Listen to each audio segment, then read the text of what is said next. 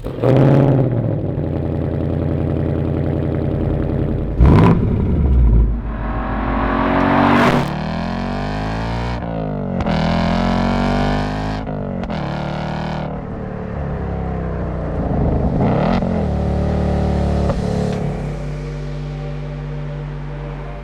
last week I drove a 700 horsepower Corvette, and it really got me thinking, what else can you buy right now in the used market for around $40,000 with a naturally aspirated engine and a manual transmission? I found a few, but the pool shrinks even further when we're talking about new cars. Behind me is a 2024 Ford Mustang GT, and it's one of the last ones. But what I really want to know is, are they still pushing the boundaries? Because of course, with less competition comes a real potential for laziness.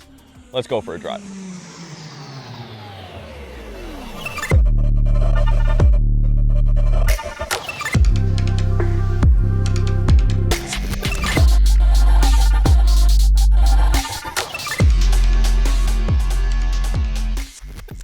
All right, we're gonna try this with the top down.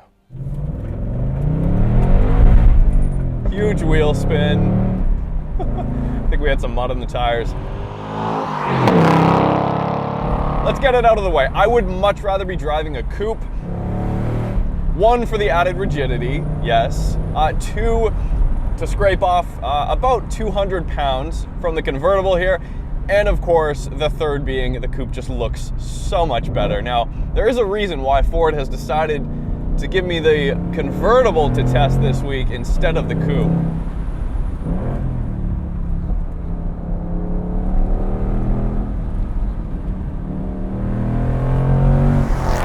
And that is because the first serialized Ford Mustang, chassis number 1 in March of 1964, was of course a white manual transmission V8 convertible.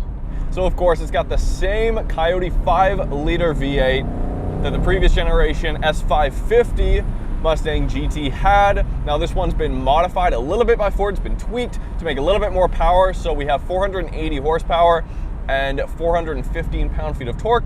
That's what the stock GT gets. This one's been fitted with the optional active exhaust, valved exhaust, which we'll test out in a little bit, but that gives us an extra 8 horsepower and I think about 3 pound-feet of torque. So 486 horsepower here. They've changed the exhaust cams slightly. It's got dual throttle bodies now. A couple other small tweaks. It revs just under 7,500 RPM, which is actually great. I was not expecting this to rev this high. It's got torque everywhere, but peak torque happens around 4,400 RPM. That's where you really want to be. It's got a meaty mid-range. Anything above kind of 3,500 RPM is where you want to be, and the top end is phenomenal. Now, I'm not sure if that's how Ford intentionally tuned the power band in this updated Coyote to be, but that's what I'm feeling. It is.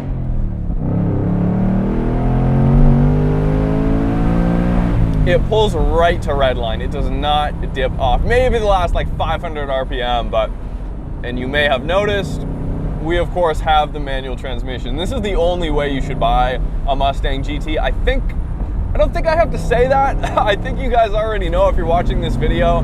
That's probably a no-brainer, but a 10-speed auto can be optioned if you want to be a lazy person and really just suck up to the grand touring nature of the GT name and not really have much fun. We do have a straightaway right here. Let's do a launch. So the camera is shaking actually an incredible amount, probably because, yeah, the windshield isn't held on by anything. All right, so that valved exhaust does give us 4 exhaust modes. It gives us quiet. If we go down here, hit this Mustang button, we can go into silent, which actually does cut out most of the noise, almost all of it. And then normal is loud. Normal is like a normal car loud mode. That's what that is. Sport is deafening, and then track is just, you're gonna get the cops called immediately.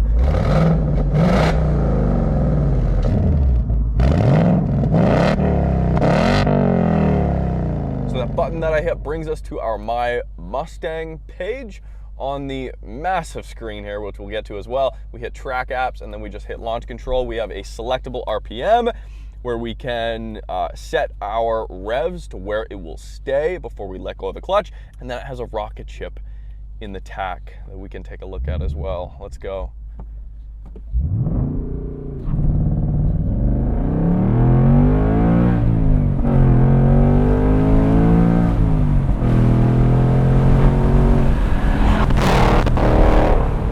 Yeah, it's fast. I let the clutch slip a little bit more than I probably should have, but I did do a launch the other day and it just full burnout, even with traction control on. It does not care. Pirelli P0s all the way around.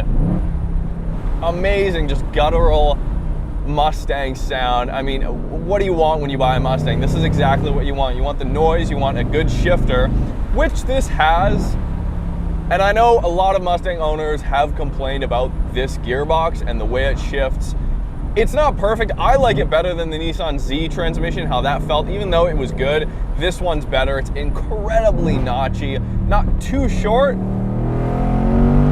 but it's paired amazing with the pedals and how you heel toe. The pedals are perfectly set up to heel toe. I mean, as soon as you give it some brake pressure, the pedal lines up exactly with the throttle, so you can blip that downshift and never miss it. I mean, yeah, if I'm gonna judge the transmission, I haven't missed a gear, I haven't struggled with it, I haven't become frustrated with it. I would say it's a good transmission.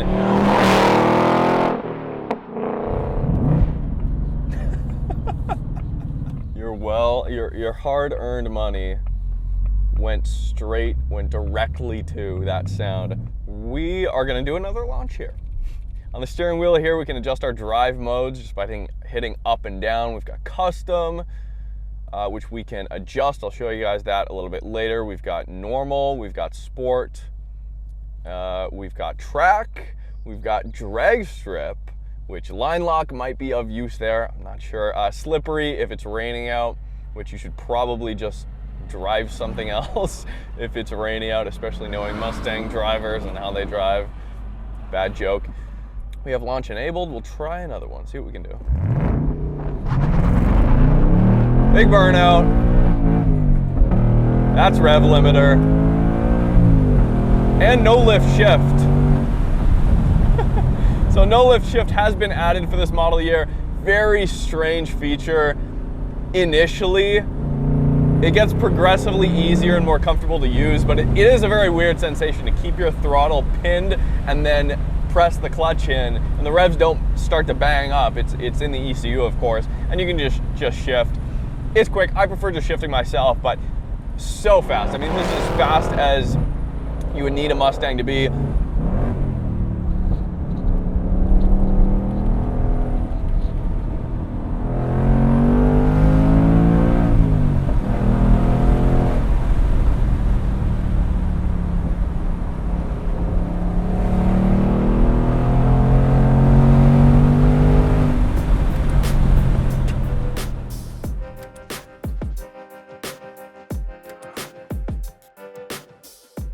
There are a couple things that I don't love so much about the car, and we'll start with the most apparent one here. On the steering wheel, there's a button to, on the fly, modify what steering setting I'm in, normal, comfort, or sport. That should be an exhaust button. That should be a valved exhaust button.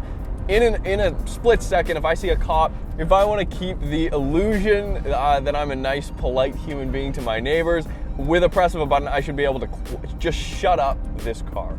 I can't do that. That's one thing. Another thing, I'm sitting too high. I'm sitting like a full inch too high, if not inch and a half, and I'm a short guy. I'm 5'10". And that brings me to these seats. Great seats overall. Love these bolsters. Only two-way lumbar, which is kind of disappointing for the price of this vehicle. But more infuriating is the fact that it's half power and half manual. That's annoying, but let's get to a few other things that aren't so great about the GT. So yeah, the Mustang GT has 4 seats. It's a 2+2, kind of. There is basically no back seat room. Your passenger would have to be so far forward, and if I'm driving and being able to actually actuate the clutch, nobody's gonna be able to sit behind me unless they're not of normal size. And then of course, a downside of a convertible is that we lose 2 cubic feet of trunk space. So it's kind of a catch-22. Convertible, great for long road trips, great GT experience. I love having the top down, but then again, you lose some of the luggage space, which kind of sucks. And the last thing that's not so great about the Mustang is just poking around the interior. Some of the build quality isn't up to the price that they're charging for top spec GT models. If I go to pull the door handle here, it kind of shakes and creaks a little bit. Of course, this is the premium spec for the convertible, which, by the way, is the only way to get the convertible. What is included in that premium package? You get this trim here, this stitching and trim that goes all around the gauge cluster here and over to the right side. I could do without the fake carbon fiber. They've completely redone the interior here. We get a wireless charger with that. We get heated and cooled seats. We get leather trimmed seats here. The whole thing isn't leather, but you get the leather trimmed seats. And then of course you do get the power functions here with memory settings. All models get the flat bottom leather trimmed steering wheel, which is very nice. Heated steering wheel as well, which is awesome up here in Canada. You also get the upgraded 12-speaker B&O, Bang & Olufsen sound system. Amazing system. Below that, there are options for a 6 and 9 speaker system. Let's talk about these screens here. I don't think Ford needed to do this. I get why they did, and in their literature, I guess you could call it, they've said that this is what Gen Z, millennials, and I think they called it like the faithful Mustang owners or the dedicated, diehard, I don't know, Mustang owners, this is what they wanted. I don't buy it. I really don't buy it. I would have loved if Ford would have stuck with the fixed button HVAC controls. Right along the bottom, one strip of all your HVAC. It is fairly easy to use. Like I don't really have much to complain about there. At least they've kept the volume knob. I will give them credit to that. It's responsive, it's quick. I haven't had any issues. In the past, I've had issues in Ford vehicles with my phone just randomly disconnecting. Haven't had that here, which is awesome.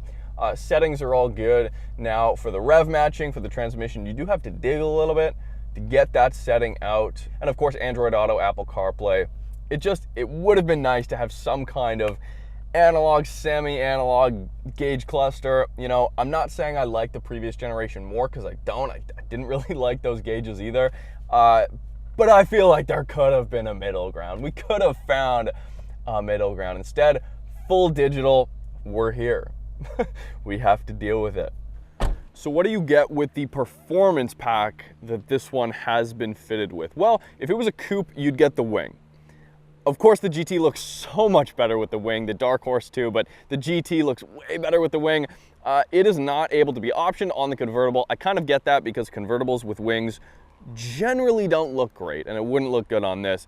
Of course, down there's your active exhaust. With the performance pack, you get the option to do a 3.73 ratio rear end, a Torsen LSD back there, as well as 19x9s up front and 19x9.5s in the rear. This setup has 275s in the rear and 255s in the front.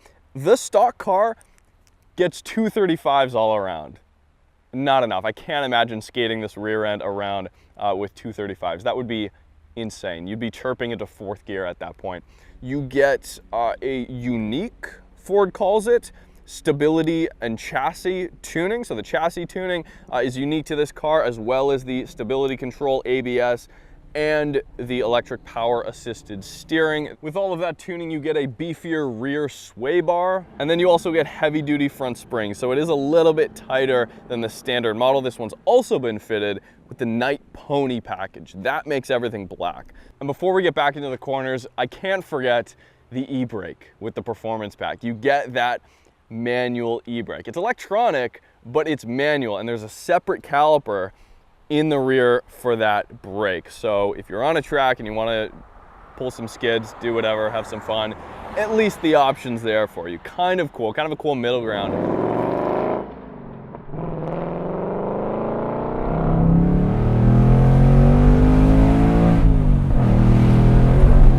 Woo! A little bit of a skip and a hop. Clutch feel is amazing. It's, you know, to daily this car might become a little bit of a chore.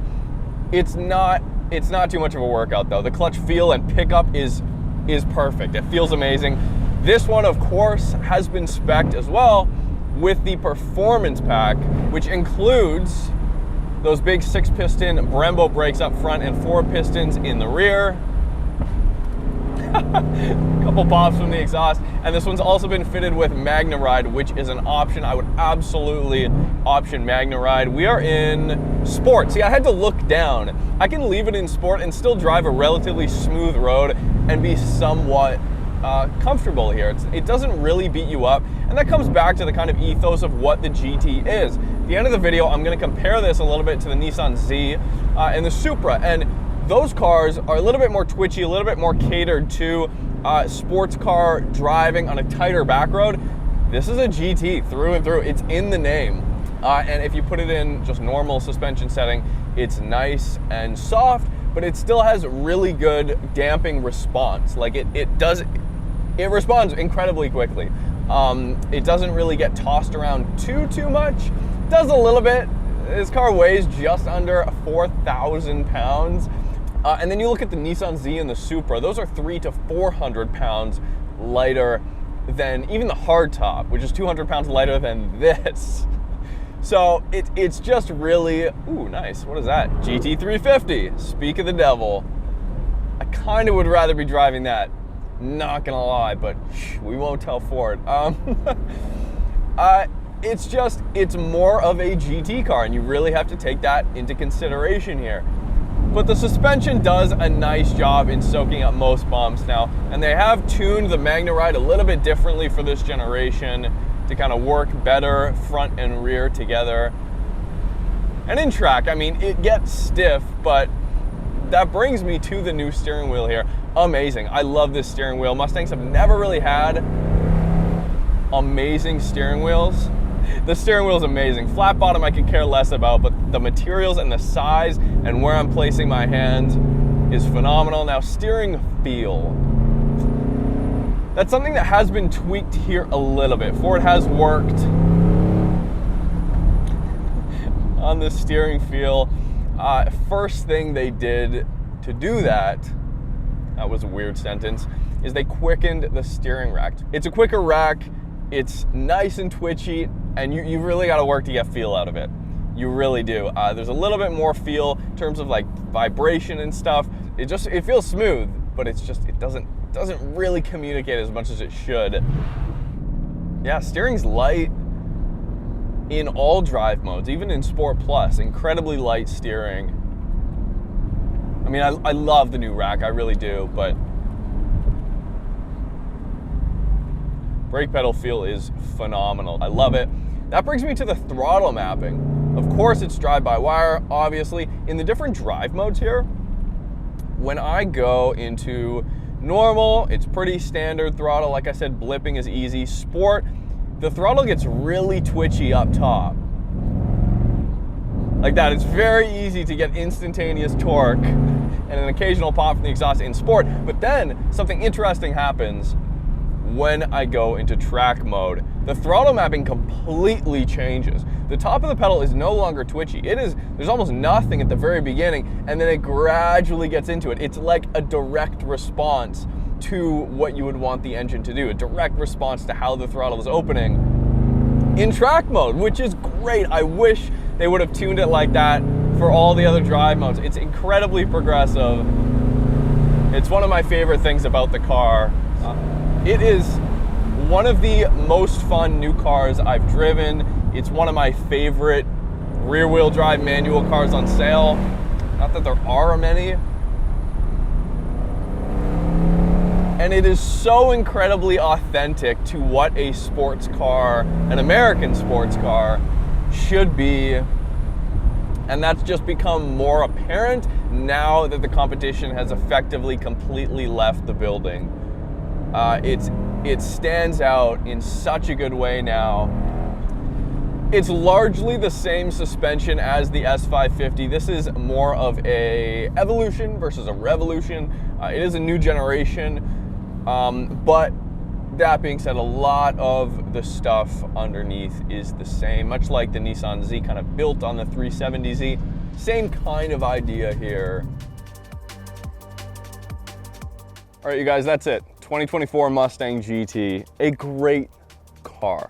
Now, before we go, let's talk a little bit about price. The Mustang GT here in Canada starts at $50,000. This one here in front of me, the base price for the convertible is $62,000. As tested, $78,000 Canadian or $66,000 USD. That's a lot of money. Now, I'm gonna tell you what I would do, okay? $78,000 Canadian is $1,000 more than you pay for a base Dark Horse. That's difficult. Like you really have to love the convertible lifestyle to rather pick up this a fully spec'd with all the leather, with all of the tire upgrades and everything, and the interior upgrades over a base model Dark Horse. The catch is the base model Dark Horse comes with almost all of these fully spec'd options. It comes with the same wheel and tire setup. It comes with heated seats, not cooled, but heated. Excuse me. It comes with the wireless charger. It comes with actually the optional, well, exclusive to the Dark Horse, Recaro seats with suede inserts. And then, of course, you scratch off about 160 pounds because it's no longer a convertible. And the list just kind of goes on and on. That's what I would do. I would get a Dark Horse. And, of course, not to mention the Tremec 6-speed with the shorter gear ratios. And it's just, oh, and then it just never stops. And then you have the option to go even fatter tires, wheel and tire setup that you don't have the option of with the GT. So that's what I would do. Okay, so that's price. Now competition, Nissan Z, Toyota Supra. I haven't driven the manual Supra, but I've driven the auto and I've driven the Nissan Z. I would probably take the Z. Now, in terms of visceral feel, there's no competition. There's just nothing that beats this. The V8, the sound of it, the clutch feel is much better than the Z.